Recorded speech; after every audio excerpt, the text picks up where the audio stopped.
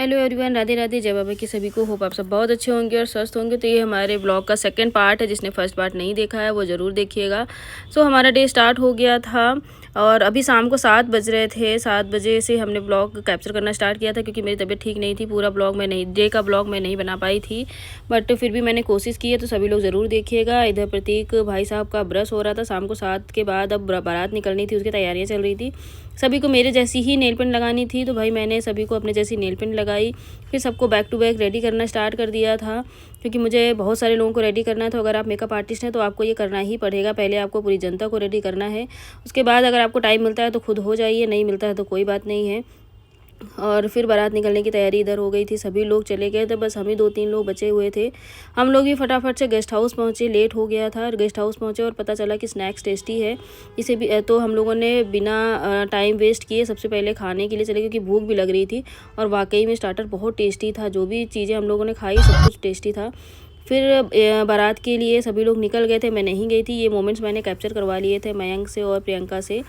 और बेटू को मैंने संभाल लिया था क्योंकि प्रिया को भेज दिया था। तो मैंने बोला कि चलो मैं बेटी को ले लेती हूँ, तुम बारात होकर आओ। बेटू पहले सो रही थी, उसके बाद वो इतना रोई तो मैंने अपने पास उसको बहलाया फुसलाया कि किसी तरह वो चुप रहे। फाइनली बेटू को देने के बाद मैंने साड़ी देखी तो मेरी साड़ी खुल चुकी थी, जो कि अक्सर मेरे साथ होता है, इसलिए मैं साड़ी नहीं पहनती हूँ। उसके बाद मैंने और प्रियंका ने कुछ मोमेंट्स कैप्चर किए, फ़ोटोज़ और वीडियोज़ लिए अपनी एक दूसरे की। फिर मैंने प्रतीक और खुशी को अपने मोबाइल में कैप्चर करवाया दुल्हन और दूल्हे के रूप में।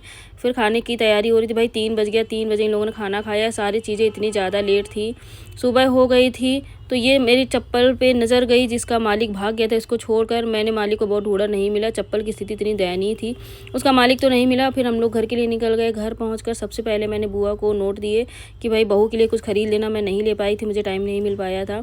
बुआ को पैसे देकर मैं गई फ्लावर्स लेने, कुछ डेकोरेशन का सामान खुशी का वेलकम करने के लिए, यानी कि दुल्हन का वेलकम करने के लिए मुझे डेकोरेशन करना था।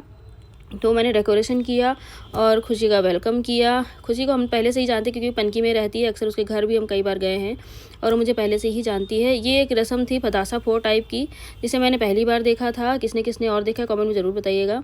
फिर हम लोग निकल गए थे। सबसे पहले मैं गई लोहिया हॉस्पिटल लखनऊ, जहाँ मेरी दूसरी बुआ की बहू एडमिट थी, और वहाँ से हम लोग निकल गए। बहुत सारा जाम और उस जाम में हम फंसे हैं 1.5 घंटे से।